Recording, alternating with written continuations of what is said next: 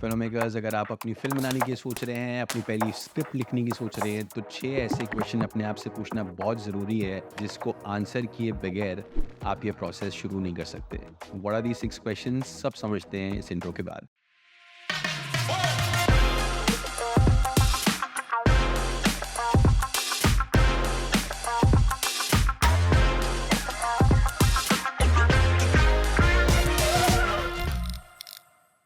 So guys, the first question is who is your protagonist? आपका main किरदार, आपका main character कौन है? ये कहाँ से आता है? How deeply do you know this character? Even अगर आप उसकी बैक स्टोरी दिखाना नहीं चाहते फिल्म में, क्योंकि आपकी फिल्म में उसका टाइम नहीं है, आपको वो जानना बहुत ज़रूरी है। You need to know because they can be tens of questions जो आपके कोलैबोरेटर से आ सकते हैं, ऑडियंसेस से आ सकते हैं, आपको खुद पे आ सकते हैं। एंड आपके पास ये नहीं होना चाहिए कि यार ये मेरे को पता नहीं, इसके बारे में मैंने सोचा नहीं। Your protagonist has to be somebody who you know very deeply, क्योंकि अगर आप अपने प्रोटैगनिस्ट को अच्छी तरह समझते हैं और जानते हैं, तो आपको पता होगा कि आपका प्रोटैगनिस्ट एक गिवन सिचुएशन में कैसे डील करेगा। And that's all that you need when you are figuring your protagonist out for your film. दूसरा क्वेश्चन है, what does your protagonist want? आपकी जो मेन किरदार है, आपका जो मेन कैरेक्टर है, उसकी चाह क्या है फिल्म में? And then your whole screenplay can be designed around that, your story can be designed around that. But अगर आपके protagonist का कोई purpose नहीं है, तो मतलब आप literally you know क्या ही करते हुए दिख रहे हो आपके protagonist को ना। आपके फिल्म का purpose कुछ नहीं है, तो आपके character का एक strong want होना बहुत ज़रूरी है।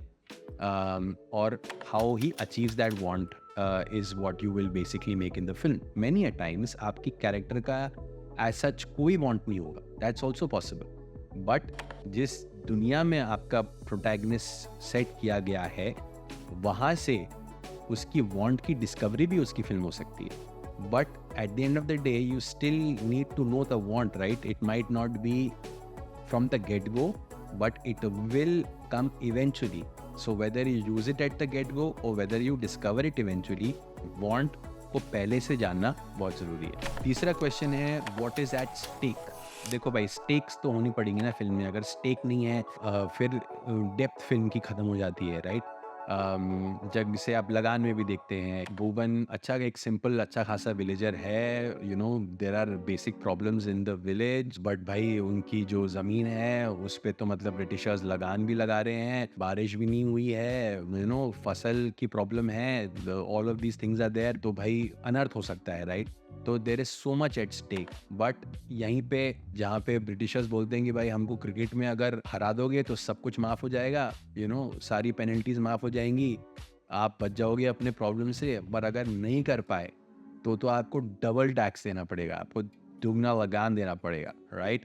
तो मतलब स्टेक्स जब हाई हो जाते हैं तो फिल्म को देखने का एक्सपीरियंस और भी मज़ेदार हो जाता है, right? You are like wow, अब क्या होगा, क्या मतलब ये क्रिकेट में इनको कैसे हराएंगे? तो विलेजर्स हैं, इन लोगों ने तो आज तक खेला नहीं है, वो लोग तो मतलब सालों साल से खेलते आ रहे हैं, उनका नेशनल गेम है। सो stakes are very important because they elevate your film watching experience. The stakes, put the gravitas in the story because it gives meaning to the whole hero's journey in the film that you're watching. अगला point आता है, who is opposing you now? उनको oppose कौन कर रहा है? अब oppose भी हजार चीज़ें हो सकती हैं। It could be a straight out villain, है ना? It could be the system, it could be the society, it could be उस कैरेक्टर का internal conflict. There has to be an opposing force, क्योंकि उस अपोजिंग फोर्स को conquer करके जब आप आगे बढ़ेंगे तब आपकी विक्ट्री इस्टेब्लिश होगी। तो ऐसा तो हो ही नहीं सकता ना कि आपको बस एक चीज़ चाहिए, आपकी वांट इस्टेब्लिश हो गई है, आपको स्टेक भी समझ में आ गया और आपने स्टेक्स को हिलाते हुए आप सीधा आगे बढ़ गए हैं। मतलब that won't complete the dish. Stakes तो हैं, but वो इस stakes को fire is a fuel कौन कर रहा है? What, like I said, it could be yourself also. So how do you conquer, how do you defeat that antagonist, and then move forward?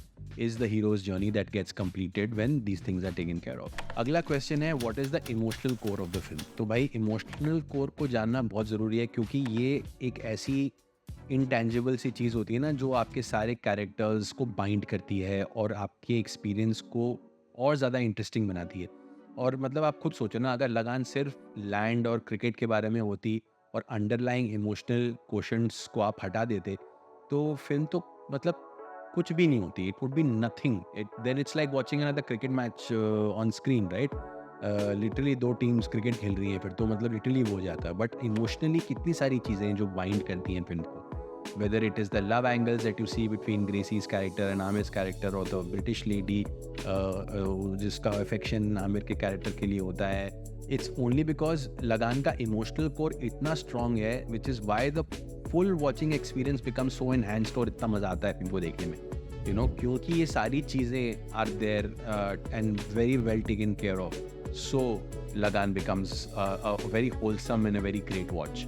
And then obviously the last point is what is the resolution. तो हमने climax और anti climax की बातें बहुत विस्तार में की हैं. एंड यू नो दैट हर फिल्म लिखी जाती है to essentially reach to its final conclusion which is the resolution. तो that is a no brainer, that is something that you understand very well. But it's very important now. This is not just a point जो आप ऐसे ही हाँ बस हो गया भाई लास्ट पॉइंट रेजोल्यूशन. नहीं. Can I tell you, and I've said this before also, so please make a note of this, your resolution is so important कि जब आप अपनी स्क्रिप्ट लिखने बैठे, so the first thing that you should know about is the end of your film. अगर आपको आपकी film का एंड नहीं पता, my advice to you will be, do not think of anything else but to know how your film is going to end. If you know your end, you can backtrack and make a very kick-ass film. And आपके जहाँ जहाँ अटकने वाले points होंगे ना, when you did not know the end, बहुत सारी problems automatically solve हो जाएंगी, क्योंकि आपको पता है कि फिल्म क्लाइमैक्स कैसे होने वाली है, फिल्म एंड कैसे होने वाली है. So yeah these were some questions that you have to ask yourself, you have to answer yourself, and then you are ready to write a kick-ass screenplay. I hope you like the video. Please give it a like. Please give our channel a subscribe. And I can't wait to see you on the next one.